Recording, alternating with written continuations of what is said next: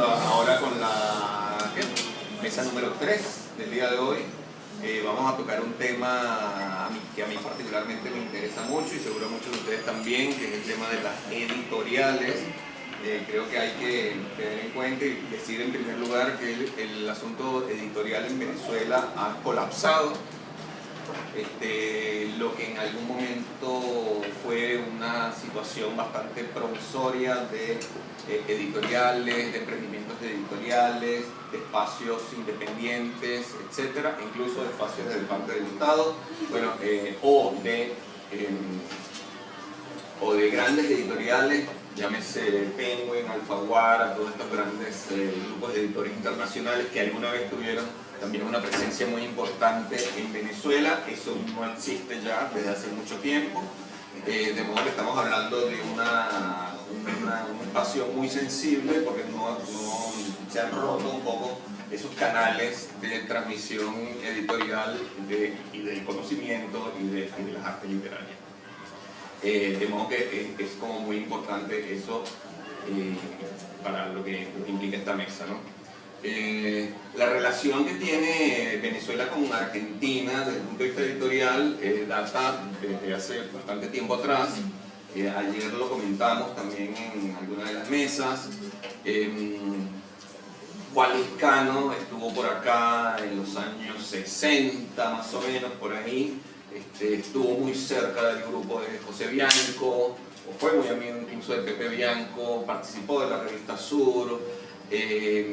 Ponte Ávila tuvo una sede en Buenos Aires que la dirigió Héctor Libertela, de modo que había un intercambio y una relación muy estrecha. Hubo muchos traductores argentinos también que publicaron numerosos libros de ensayo y de pensamiento, sobre todo, como Héctor Morena, por ejemplo, que se encargó de todo lo que fue la colección de pensamiento alemán en Monte Ávila Editores, y hoy por hoy todavía esos libros siguen circulando en fotocopias en las universidades, etc. Lo mismo pasa con... tengo algo que mostrarles. Lo mismo pasa con Fundación Biblioteca Ayacucho. Que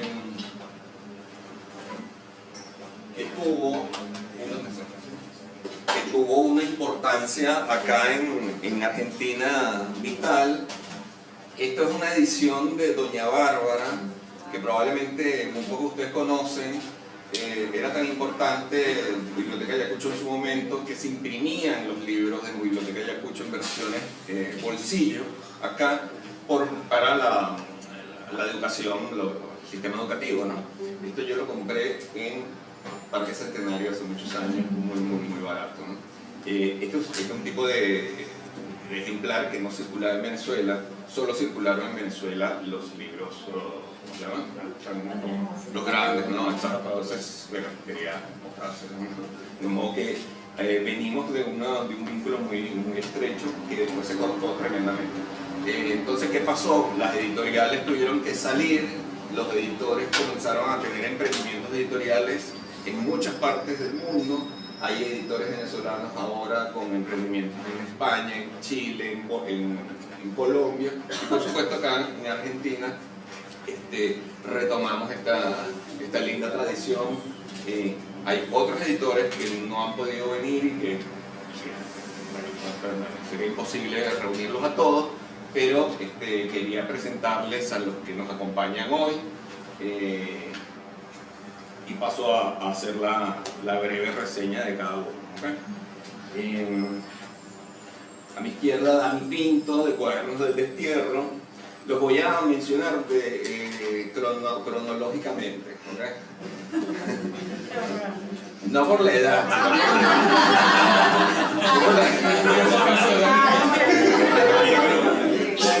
Sino por la edad del proyecto. La vida te está mirando feo. Por la edad del proyecto. Bueno, Cuadernos del Destierro, a cargo de Dani Pinto, es una editorial venezolana fundada en Argentina en el 2018. Se especializa en investigación de archivo con propósito curatorial y la publicación de ficción breve y no ficción. Está enfocada en el rescate de obras y la publicación de materiales selectos e inéditos con un diseño editorial que va más allá del papel. Han publicado libros de Susana Rotker, de Salvador Garmendia, de Elisa Lerner, entre otros, y tienen la fortuna de tener una distribución muy importante en toda la Argentina y participan en prácticamente todas las ferias del país. A mi derecha, Jean Queretz, revista Casa País. Es una revista trimestral en español fundada en el 2001 en Estación Pedrera, Uruguay. 2021. Sí, no, imagínate. Por Jean Queretz y Guido Fittipaldi.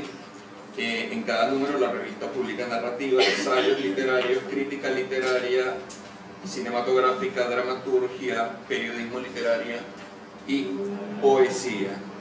En sus primeros años de circulación le han dado el espacio a numerosos autores latinoamericanos y españoles, incluso han publicado inéditos de autores muy importantes, ¿no? Y la revista tiene como objetivo democratizar el sistema literario y convertirse en la casa país de la lengua española, según sus propias palabras. A mi derecha, mi querida Blanca Streponi, de Luba Ediciones, que comenzó su actividad en el 2022, definiendo su equipo y su política editorial. La directora es Luba Casta, que la van a conocer allá, tiene unos libros hermosos. Y el comité editorial está conformado por Silvia Cordoliane, Blanca Streponi y Eleonora Requena, que nos acompaña acá, es la directora de la colección de poesía. En el 2023 lanzó su primer libro, Lección de Anatomía, de Piedad Bonet, ganadora del 33 premio Reina Sofía de Poesía Iberoamericana. Desde entonces su actividad ha sido constante a pesar de lo reciente de su fundación, ¿no? Y Goma Editores, acá a mi derecha, Maito Rodríguez. Goma Editora, perdón. Es una editorial independiente que nace en la ciudad de Buenos Aires en el 2024 con dos líneas editoriales iniciales: poesía, libros, obras de artistas visuales. Como su elástico nombre lo indica, a Goma le gusta estirarse hacia varios territorios y pegotearse con proyectos afines, reediciones, coediciones, traducciones, performances y experimentos de toda índole que gravitan alrededor del libro impreso. Bueno, bienvenidos, es un placer estar con ustedes acá. Y bueno, quería como abrir la charla un poquito tirando una pregunta muy general, ¿no? Que tiene que ver más con cómo fue el inicio de sus proyectos, cuál fue el puntapié que los generó, y por supuesto que es esa motivación que tiene que ver con el hecho de estar acá y no en Venezuela, si en algunos casos ya tenían esos proyectos pensados o acariciados en Venezuela, o si todos comenzaron aquí desde cero, ¿no? No sé quién quiere comenzar. Blanca, quizás. Bueno. Okay. Bueno, yo tengo una trayectoria muy larga en la industria editorial. Primero como diseñadora, como productora y como editora también. Bueno, realmente estoy retirada, salvo que conservo algunos trabajos, pero como mi hija, que es Luba, también siempre ha estado vinculada con la actividad editorial. Entonces yo empecé a observar que ella estaba trabajando con novela gráfica aquí en Buenos Aires. Y me pareció interesantísimo cómo trabajan aquí, justamente en ese segmento, en ese nicho, ¿no?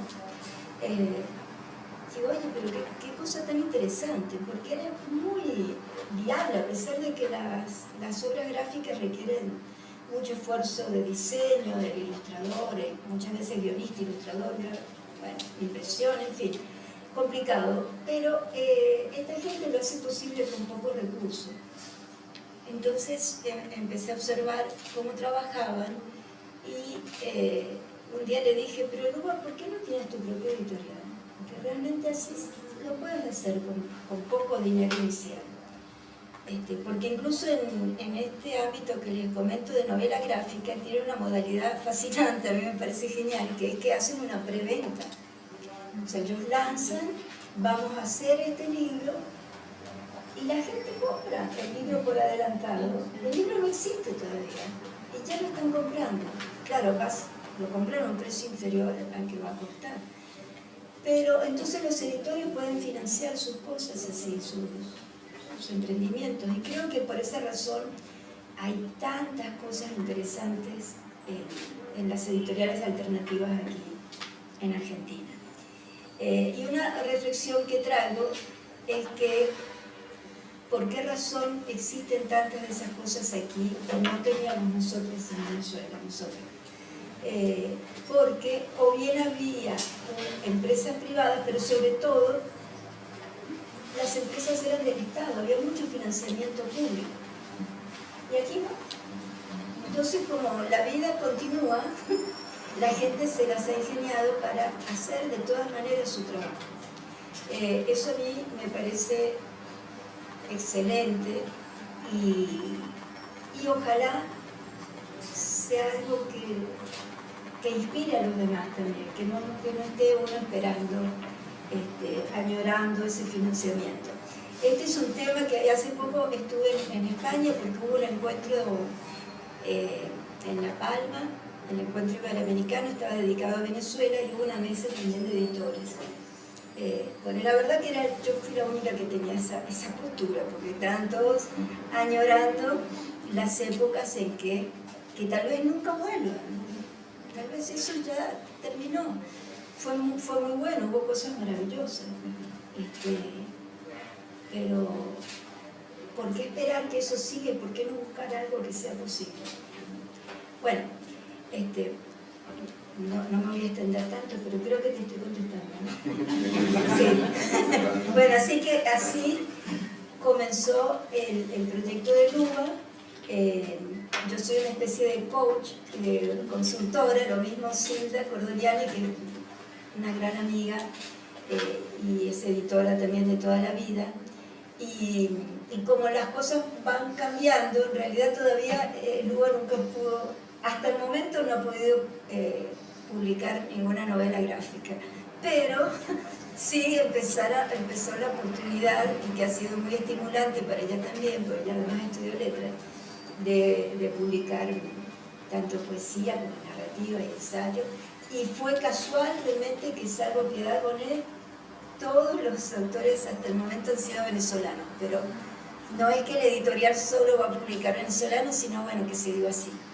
Y bueno, y después se incorporó también Eleonora, que ha sido una bendición porque ella es la que se encarga de la colección poesía, porque bueno, es su especialidad. Así que bueno, las cosas van fluyendo bien, después se puede hablar más de eso.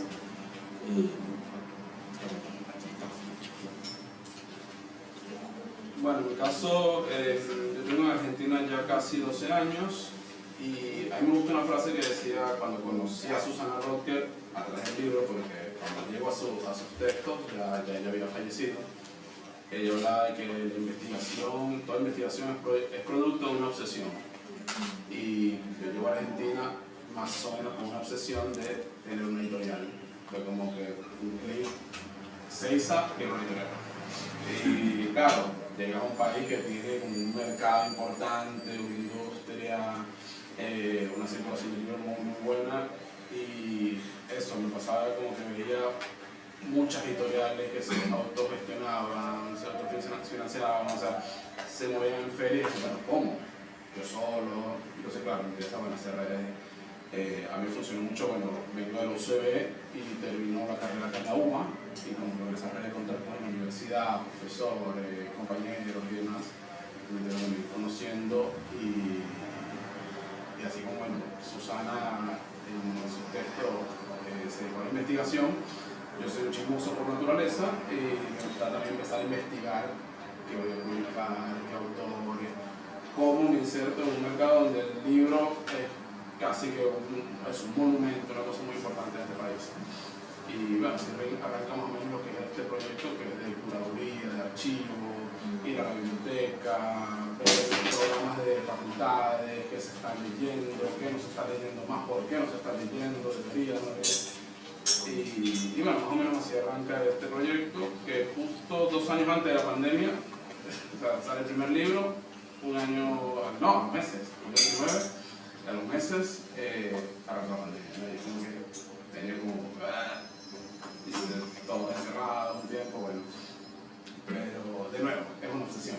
Entonces, cuando tienes una obsesión, no puedes controlarla a veces y quieres seguir adelante, ver qué otro texto te puede servir. Y bueno, más o menos así fui conociendo, no conociendo autores, porque bueno, el segundo libro es de Garmendia, otro autor fallecido, en un momento reflexionaba, estoy publicando gente muerta, o sea, hay algo ahí, no sé qué explorar, pero tenía que ver eso, ¿no? Como que bueno, mi proyecto es tratar de rescatar autores que ya no están circulando tanto, que tuvieron en una época dorada mucha circulación en la región, Monte Ávila, Ayacucho, acá en todo lo que es Latinoamérica, y como esa necesidad, ¿no?, de poner a circular, de poner a conversar a los textos con autores contemporáneos, con profesores en las facultades, con bueno, lectores comunes que se interesan en un cuento, en un ensayo, en un tema. Y después de Garmendia, bueno, conozco ahí por comunicaciones por electrónico a Elisa Lerner, que también lo he leído en su momento, y nada, me pongo a la orden y sale la oportunidad de un nuevo libro, y así como que más o menos uno va desarrollando estos proyectos, ¿no? En el caso de Elisa fue como que bueno, ponerse a la orden para lo que se pueda, para algún proyecto, y ella tenía la obsesión de ser publicada en Argentina. Así, pues, como más o menos sale este tercer título, y bueno, poco a poco uno se va viendo camino, conoce gente, sale esta feria. Por suerte, bueno, pudimos justo antes de la pandemia conseguir distribución a nivel nacional, y que me parece algo importante, porque se trata de eso también, que uno emigrante, venezolano, pero emigrante en fin, cuando llega a otro lugar, quiere como dar a conocer un poco de dónde viene, ¿no? Y por eso sentimos que lo que decía Blanca, no es solamente que vamos a publicar venezolanos, pero creo que es lo que primero uno tiene a la mano, no sé, montar un restaurante y lo que primero vas a prepararse es comida venezolana en ese caso. Y para nosotros, bueno, la literatura venezolana, ponerla a circular, producir y difundir, ¿no? Pero bueno, ahora el proyecto está abriendo un poco más a lo que es revisión de archivos latinoamericanos, que se puedan también publicar autores argentinos, uruguayos, tengo una idea de publicar también brasileños, de esa traducción local, y bueno, eso es una historia de la travesía. Quiero decir que Dani Pinto tiene una singularidad como editor, que fue jugador de béisbol profesional. Debe ser el único caso profesional. Yo creo que jugaste en Japón, ¿no? Elena, que bueno, es mi segunda migración a Argentina, porque bueno, tuve una etapa, no sé si oscura, porque hablar del libro y de repente me dijo así, no.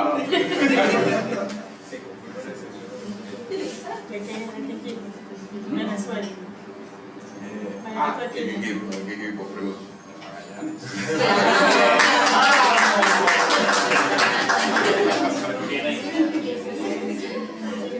Bueno, Maito, ¿qué Sí, bueno, yo estudié arquitectura, bueno, primero yo nací en Argentina, entonces siempre mi pertenencia ha sido como medio diversa. En Venezuela era un poco, en Venezuela siempre fui un poco extranjera porque mi familia es argentina, y después vine a vivir aquí hace 18 años ya, volví de grande, y aquí soy más venezolana que nadie, entonces siempre tengo como que contar esta historia para que se entienda un poco por qué hablo así aquí, ¿no? No, pero es venezolana, sí, pero no. Y así también es mi devenir profesional, como sí, pero tengo que echar el cuento. Yo me gradué arquitecta en Venezuela, pero siempre de alguna forma estuve vinculada al mundo editorial. Cuando me gradué empecé a dar clases de teoría, de arquitectura y de historia y trabajaba en la facultad en la parte editorial. Hacíamos una revista, trabajé en el proyecto de la Ciudad Universitaria Patrimonio, como a cargo de la edición de los documentos. Y fue siempre algo que me apasionó. Trabajé con Alberto Sato, que no lo deben conocer, argentino, venezolano, arquitecto. Él dirigía con Juan Pedro Posani la sección de arquitectura del diario Economía Hoy. Y yo colaboraba, o sea, era parte del comité editorial, era muy joven, era como mis ídolos. Y bueno, siempre fue como una pasión que tuve.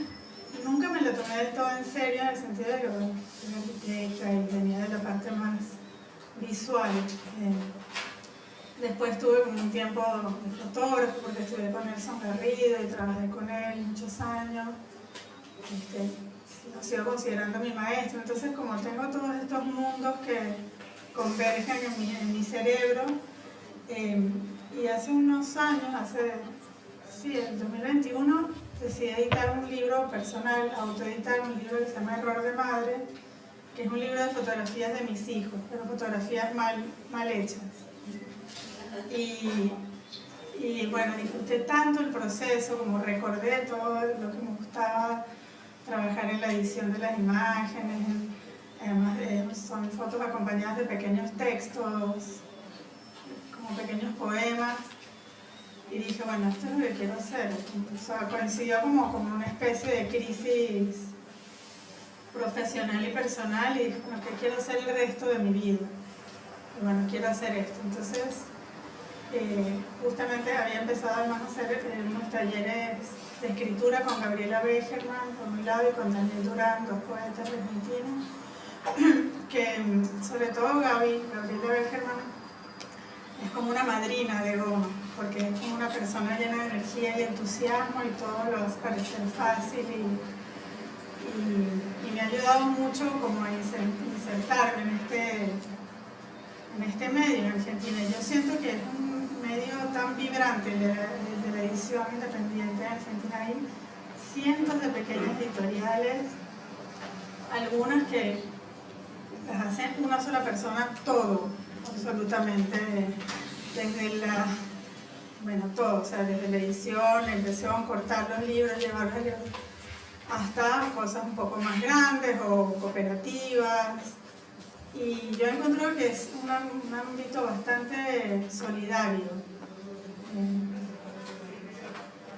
No sé por qué, como que me ha resultado muy fácil acceder a los autores. El catálogo de Goma es así bastante ecléctico, y la única autor venezolana que tengo ahora es Subon Lee, que es el primer libro, digamos, fotolibro que hice, que son libros como más ambiciosos de imprimir, entonces son más escasos los que vamos a hacer, pero todos los libros de poesía son de poetas argentinos o de poetas latinoamericanos, que he ido conociendo poco a poco, también por conexiones con Gabriela o con las redes y todo. No sé, hay como una comunicación muy fluida, y parte de lo más, como decía Dani, creo, de lo más rico de este trabajo es justamente la interacción con los autores, leer los libros con ellos, revisarlos, preguntarles, decidir las portadas, y el diseño de los libros, que también es algo que me interesa mucho por mi background así de diseño. Lo hizo también lo hicieron diseñadores venezolanos que viven en Estados Unidos y en Barcelona.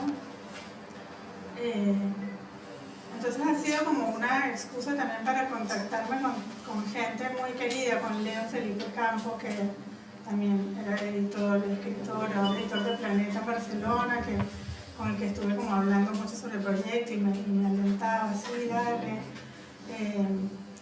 No sé por qué siempre me vienen esos versos del poema de Allen Ginsberg, que es como: las mentes más brillantes de mi generación fueron destrozadas por la droga. Es como empieza el poema Aullido, bastante dramático y fuerte, pero a mí me viene algo de eso, como estamos todos dispersos por el mundo, como esas mentes brillantes de mi generación. De alguna manera esta es una excusa para, bueno, para contactarlos,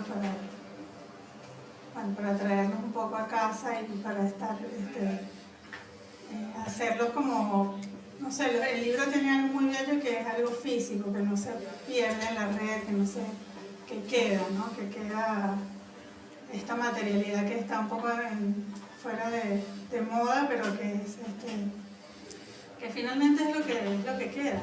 Todos los archivos se pierden y los discos duros se rompen y quedan los libros. Bueno, Casa País nace de una desesperación en realidad. En 2021 dije, voy a ser escritor, quiero hacerlo, quiero publicar, tengo textos, quiero estar. Empecé a mandar en varios países, España, México, y nadie me contestaba, nunca, todavía no me han contestado. Y bueno, en ese silencio tan difícil de tener, dije, bueno, ya que no puedo, nadie me publica, voy a intentar yo publicar a la gente.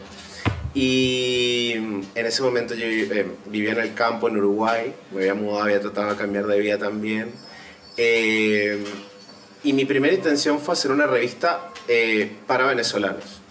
Mi intención era publicar autores venezolanos, imprimirla en Venezuela y un poco tratar de reactivar el sistema que estaba muerto. Pero bueno, tuve la suerte de empezar a la revista, empezar a hacer invitaciones. Bueno, Gabriel fue una de las primeras personas que me dijo que sí. Y tuve la suerte de escribirle un mensaje a Sergio Ramírez, el Premio Cervantes, por Facebook. Le dije, hola, estoy haciendo una revista, no sé si quieres, si me vas a leer, si me vas a escuchar, pero me gustaría que enviaras un texto, es una revista nueva. Le dejé mi correo y a las 2 horas tenía un cuento inédito de Sergio Ramírez en el inbox. Y eso fue realmente el momento en que dije, bueno, ok, vamos a ampliarlo, creo que va a ser más fácil que se lean a los venezolanos, que es una literatura un poco tímida, o por lo menos que la gente la ve tímida en el exterior. Vamos a empezar a ampliar para toda Latinoamérica. Y luego tuve la suerte también de escribir a Jorge Carrión, que me dijo que sí también, y dije, bueno, vamos a incluir España también. Y bueno, ahí empezó realmente el proyecto de Casa País como tal cual, como para democratizar, como dijo Gustavo, democratizar la literatura, que no sean siempre los mismos los que publican, sino también autores noveles, a través de una convocatoria, escuchar a las voces nuevas y publicarlas con autores consagrados. Entonces ya al momento de tener a Sergio Ramírez junto con un autor que ha publicado por primera vez y un autor emergente, quedan todos en la misma línea. Y eso es lo que a mí me hacía realmente feliz y lo que quería hacer. Y bueno, en realidad en ese momento estaba yo solo. Mi inspiración era la revista de José de Lezama Lima, Orígenes y Sur, es más o menos lo que yo quería hacer. Inclusive después las voy a publicar, pero están las primeras versiones de las portadas, que son esas portadas viejísimas de color crema, como Orígenes y Sur, que yo quería que Casa País fuera así. Después por suerte cambió, se actualizó un poco. Y bueno, estaba yo solo y recibí en el correo un mensaje de mi socio actual, Guido Fittipaldi, que es argentino, que me dice, hola, me gustaría contar con ustedes porque quiero trabajar en la revista, en su organización, me gusta mucho lo que están proponiendo. Y yo le dije, hola, te escribimos del Departamento de Recursos Humanos de Casa País. Era yo solo, ¿no? Por favor, los editores están pidiendo tu mejor página. Entonces él me mandó algo, lo leí, me gustó. Y después le dije, bueno, en realidad era yo solo. Y de ese momento fue un clic. Hicimos clic instantáneamente y pasamos 3 años, 2 años y medio sin conocernos, todo virtual, porque él vive en Europa. Entonces no había forma de vernos en ese momento. Guido es una persona que se puso totalmente a disposición y empezamos a trabajar juntos. Y bueno, hasta el sol de hoy nos pudimos conocer hace 2 años, que nos vimos en Uruguay porque él vino a Argentina, y el año pasado también nos vimos. Así que se convirtió en un gran amigo y bueno, la conexión con Argentina viene a ser más fuerte, ¿no? Y se ha convertido como en este proyecto totalizador, hemos publicado un montón de autores, Rafael Cádenas nos dio poemas inéditos, hemos tenido como mucha suerte en también eso, ¿no? Y bueno, aquí estamos ahora. Quería como continuar con vos un segundo más, porque el título del proyecto de ustedes, o el nombre del proyecto de ustedes, como viene como muy a cuento de lo que este encuentro, de lo que tiene que ver con las mudanzas y bueno, las migraciones, ¿no? Casa País, esa que es una sola palabra, además, ¿no? Ese nombre, ¿cómo nació? ¿De dónde vino? ¿O si hubo un puntapié que lo generó? No sé si querías... Sí, bueno, en ese momento, cuando estaba creando la revista, siempre pensaba como esos nombres medio enigmáticos, Sur, de Orígenes, no sé, algo tenía que surgir. Y bueno, pensé un poco en qué es lo que quería para la revista, y era como que fuera una casa para todas las personas que quisieran escribir de todos los países. Entonces un poco fue, y en algún momento hizo clic en mi cabeza y dije, wow, aquí hay algo, no sé, porque es como cuando uno encuentra el título de un libro, de repente aparece y no se te va más en la cabeza. Y empecé a hacerlo y se veía muy bien y apareció y bueno, fue como un gran nombre para este proyecto chiquito que estaba surgiendo en ese momento y que gustó mucho. Bueno, han comentado casi todos el tema de que están inmersos dentro de un mercado editorial que es sumamente competitivo, ¿no? El mercado editorial argentino probablemente sea uno de los más pujantes de la lengua española. Yo recuerdo hace varios años atrás hice un artículo que publiqué en Perfil sobre el tema de las editoriales independientes, y haciendo una pequeña investigación encontré, hace ya como 6 o 7 años, creo que fueron unos 150 o 170 editoriales independientes localizadas solamente en Buenos Aires. Entonces, bueno, es como una competencia muy importante, ¿no? Muy fuerte. Entonces, ante eso, quería preguntarles cómo se sitúan y por lo tanto también cuáles son los lectores hacia los que apuntan, o sea, qué tipo de público es el que consideran o están queriendo dirigirse, ¿no? No sé si... Seguimos en orden. Sigamos en orden. Está bien. Un comentario anexo a lo que dices. Yo creo que hay tantas editoriales porque es muy fácil tener una editorial. No me acuerdo si tú decías que hay editoriales que hacen una persona, así arrancaste tú también, una persona puede tener una editorial. Es muy sencillo, no hay muchas trabas burocráticas y o sea que lo puedes hacer de forma artesanal pero legal.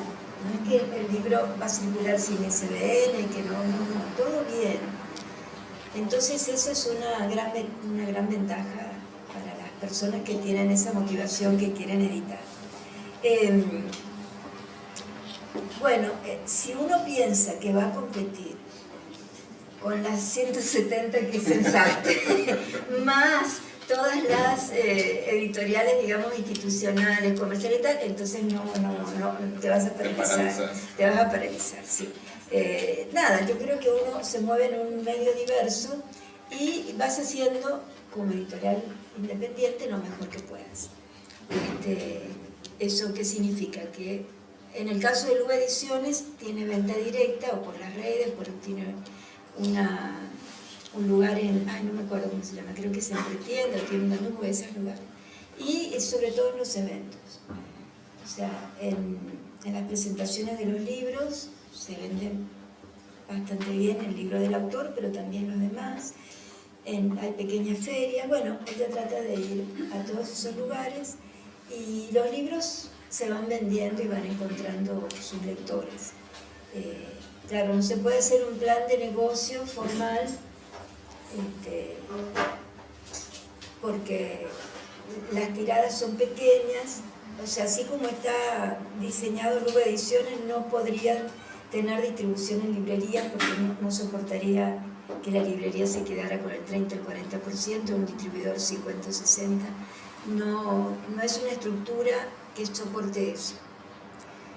Tal vez más adelante sí, no lo sé, pero por ahora es así. Quiero recordarles que frente a los ascensores están los libros de estos queridos editores, así que pueden pasar y adquirir. Yo quería decir algo, perdón. Sí.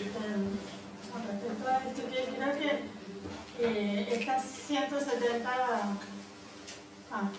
que las 170 o más, 200 y pico de editoriales independientes que no son en Buenos Aires, sino en Argentina, yo las siento como, no como competencia, sino como una especie de, como el 11, digamos, que uno va y hay 200 tiendas de tela, pero en esa como gran oferta, como que todos nos ayudamos, en el sentido que se crean estas ferias, hay un movimiento de ferias independientes muy grande, todas las semanas hay una feria en Rosario, aquí en Boedo, y eso como que se alimenta porque hay tantas editoriales. Y no creo que sean competencias porque cada una logra encontrar como su pequeño nicho. Sí, como no estamos ninguna, creo, orientados al bestseller, es como, bueno, editamos lo que nos gusta, lo que más o menos creemos que es de interés, o que va con el catálogo, y de cierta forma encuentra su lector. Bueno, nada, quería decir eso que se me ocurrió. Y quería también nombrar a Juan Peraza Guerrero, que está ocupando el libro ahora, y a Beto Gutiérrez, que está ahí, mis compañeros de la ONG Buenos Aires, que también son parte de la editorial desde el principio, porque los tengo tan incorporados que ya ni los nombro. Quería nombrarlos. Sí, bueno, volviendo un poquito esto de lo que sea la competencia, ahora que claro, el muchacho venía de jugar béisbol, es competitivo, entonces se quería meter a competir con las editoriales. Algo debe haber, seguramente, porque eso puede ser entre la obsesión y demás, pero más que una competencia yo vería como, no sé, algo de camaradería entre las editoriales acá. O sea, en Argentina se ve mucho eso. Yo noté de entrada, fui a las primeras ferias de editores, incluso a la feria del libro, que están las grandes editoriales, las grandes publicaciones, pero que también está como un circuito donde, bueno, un stand se juntan 4 editoriales, 5, 6, y como que ese intercambio me parecía muy enriquecedor. De hecho, así como un encuentro como este, conocí a Luigi Tarroni, y así charlando, Luigi Tarroni, editor de La Bestia Equilátera, fue quien se ofreció a hacerme el prólogo del libro de Garmendia. Y fue como una cuestión de, wow, o sea, así, gratis, de amistad, de colaboración, de, bueno, ¿querés hacer una editorial? Bueno, ¿en qué te puedo ayudar? Eso es algo que he notado mucho aquí en Argentina y que me parece que, bueno, entre todos nos vamos retroalimentando, ¿no? A nivel, bueno, sí, distribución, es cierto lo que dice Blanca, es importante tener como un respaldo, un músculo cuando quieres abarcar un poco más espacio, porque dices, bueno, puedes ir a ferias, puedes vender por tu cuenta, y como que es fácil armar ese aspecto, pero eso, llevar libros a librerías, que no sean 2, 3 librerías, yo quería arrancar de esa manera, y la pandemia me obligó de alguna manera a ir más lejos. Entonces, como bueno, algo, digamos, negativo, que nos está pasando a todos, terminó resultando en algo positivo de, bueno, ya no voy a llevar yo 5 o 10 libros a librerías en Buenos Aires, que eran 10, 15 a donde quería llegar, ahora voy a llegar a mi nacional. ¿Cuál es el costo? Bueno, si hay un porcentaje que se va en distribución, que se va en librería, que se va, digamos, bueno, yo no tengo autores, por suerte, bueno, he conseguido los derechos de Garmendia, de Elisa Lerner. A Elisa Lerner sí se le pagaron sus derechos y demás, y bueno, son cuestiones más fáciles, digamos, de manejar, pero a nivel, pensemos, como un negocio, como a veces quieres, no sé, quiero vivir de esto, es difícil a veces. Muy bueno, ¿se puede vivir de la editorial? Se puede, pero tienes que correr ciertos riesgos también, ¿no? Y en el caso, bueno, de la editorial, nosotros publicamos básicamente un libro al año, más o menos. Es algo que, bueno, funciona como para mantenerte en la industria, seguir conociendo, seguir aprendiendo un montón, pero a la vez como, bueno, quizás no sé, yo tengo otro trabajo que no me da la gratificación que me da la editorial. Y la gratificación es económica a veces. Es eso, es el contacto, es la charla, es este encuentro. Parece que eso es lo que también ciertos proyectos te permiten alcanzar, ¿no? Sí. ¿Querías comentar algo? Bueno, en realidad... Porque el caso tuyo es particular, porque primero es una revista, Claro. y luego está localizada en Argentina. Claro. Entonces, ¿cómo opera eso allá en...? Bueno, en realidad Uruguay lamentablemente tiene un mercado muy chiquito, porque somos 3 millones de personas y 1.500.000 están en Montevideo, y en el interior es muy pequeñito. Pero en realidad, como nosotros no imprimimos, o sea, no vamos a librerías, no estamos en librerías, lo que podemos hacer es hacerlo a demanda. Quien quiera el libro lo compra y se lo mando. Entonces eso un poco nos quita el riesgo económico de decir, bueno, tengo que imprimir 500 ejemplares, ¿qué hago con todo esto? No tengo dónde guardarlo, tampoco. Y realmente Uruguay y Argentina están lejos, entonces lejos del mundo. Entonces mandar cosas, enviar cosas es difícil, y lo hemos intentado. Argentina, a pesar de que está al lado de Uruguay, es un lugar difícil de enviar cosas por el costo. Entonces yo dije, prefiero editar que asumir un riesgo económico que pueda hacer que se ahogue el proyecto. Entonces un poco salgo en eso, y creo que eso es lo que nos ha permitido un poco llegar lejos. Hemos enviado libros a Qatar, o sea, hay Casa Países en Qatar, en Japón, en Laos, una locura. La gente las pide, yo se las mando desde la plataforma, y de esa manera hemos podido alcanzar otro lugar. Perdón que te interrumpa, ¿qué le mandas, el archivo? No, la revista física. La imprimes cuando te la piden. Claro, exacto. El lector la paga, con ese dinero la imprimo y la mando. O sea, y le agregas el correo. Claro, y nosotros nos quedamos un pequeño porcentaje para seguir haciendo lo mismo. Entonces está como la forma que hemos podido hacerlo y sobrevivir durante 4 años. Obviamente nos gustaría está hablando con Daniel de eso, nos gustaría estar en librerías. Quizás lo hagamos en pequeñas tiradas, como para ir probando qué tal, o para tener presencia.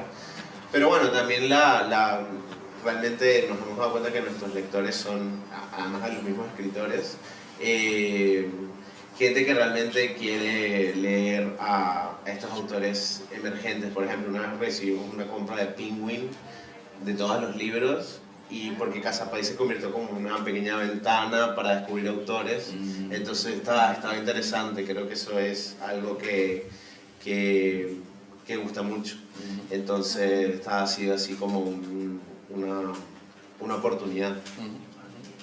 Quién sabe, por ejemplo, el otro día revisé Granta, las primeras ediciones, Penguin era el que las distribuía y les imprimía todo. Quizás en algún momento tenemos la oportunidad de hacer algunas tiradas grandes bajo nuestra dirección, no se sabe, pero creo que por ahora funciona y ha llegado lejos. Hemos visto Casa Países y fotos de Casa Países en muchos lugares que nunca nos hubiésemos imaginado, ¿no?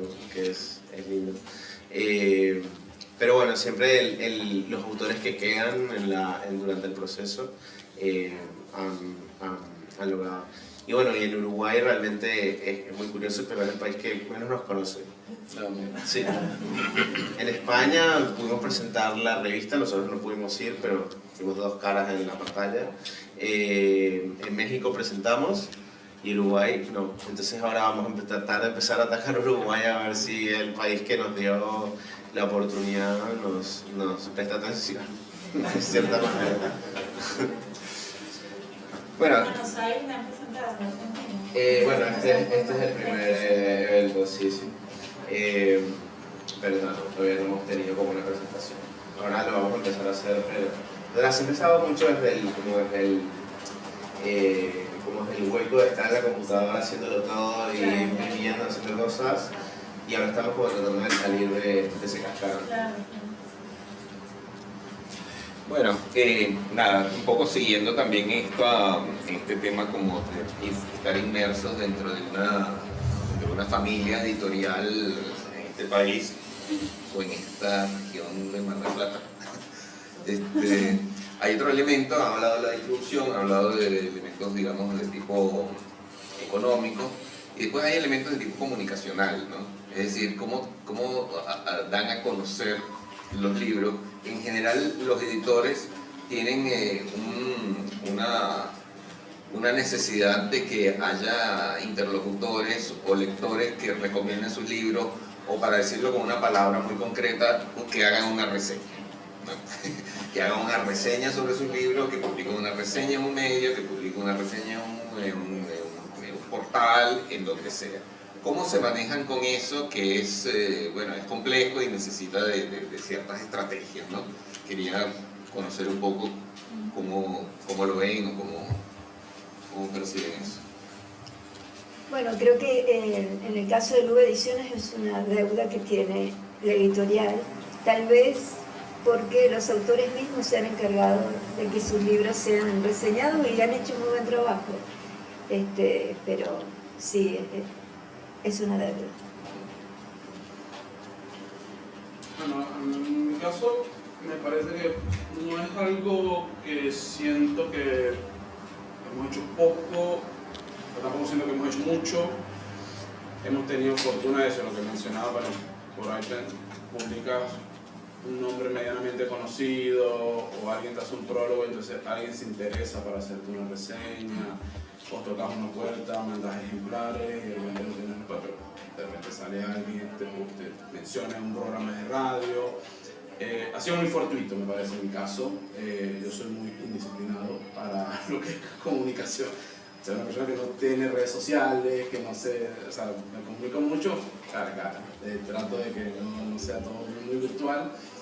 Y eso a veces como que suelto he tenido mucha gente que me apoyaba, me han ayudado en ese sentido, pero capaz quizás como una deuda también, pero no sé, hoy en día me parece que hay muchas ventanas, o sea, las redes son una herramienta enorme, tenés muchos medios de comunicación, se van formando organizaciones, grupos, charlas, juntadas en donde puedes más o menos hacer llegar tus proyectos, ¿no? De repente se habla de un libro en una facultad, te enteras, sale por ahí una nota y así empiezas a circular también, ¿no?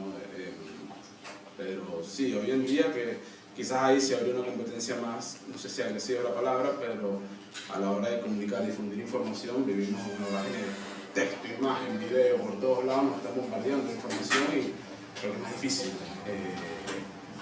excesivamente democrático quizás, ¿no? Pero sí, siento que hemos tenido una buena comunicación, hemos tenido una buena llegada. ¿Querías comentar algo ya? ¿No?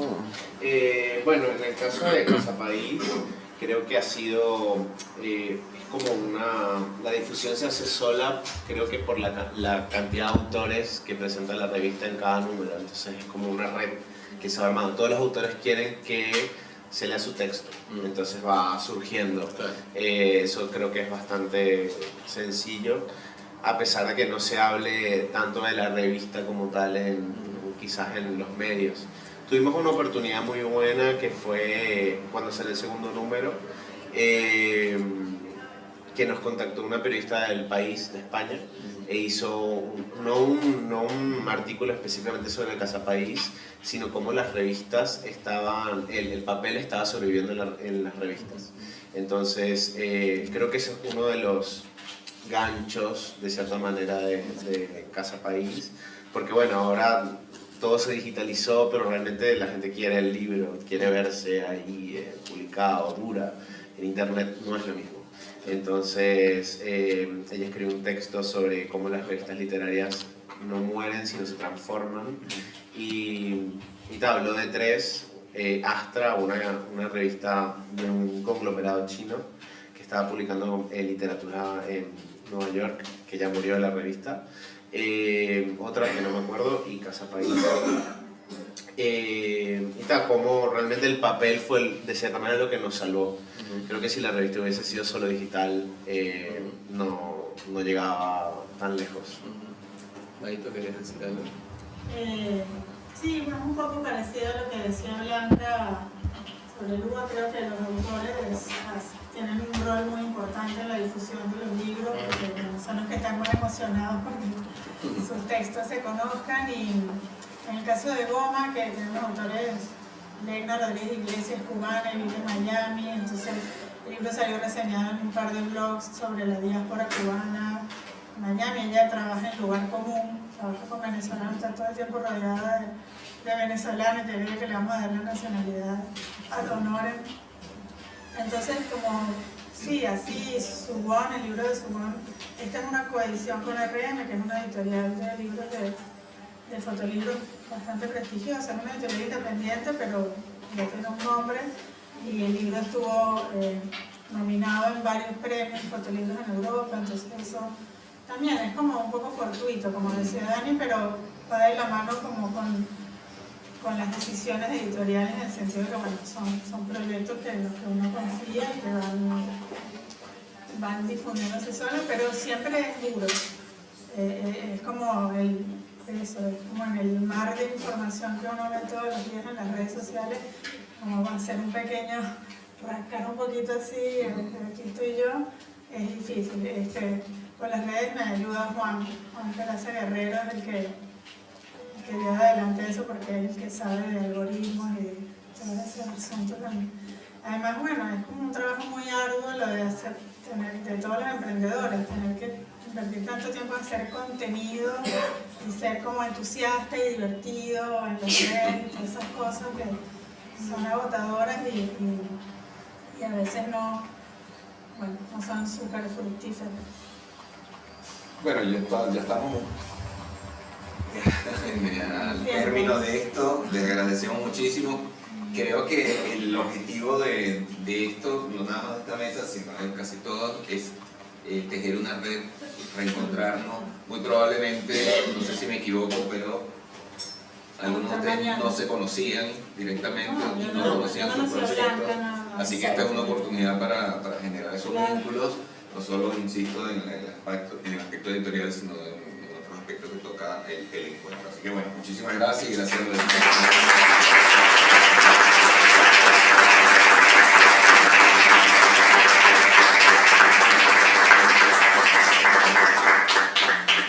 Quiero, antes de que se retiren, dar las gracias especiales a Dani, que fue quien diagramó el atlas de la cultura.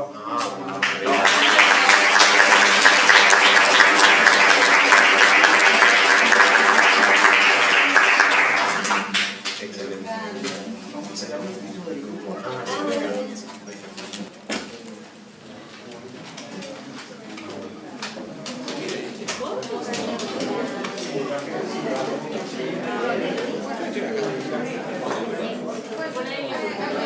Allá, allá.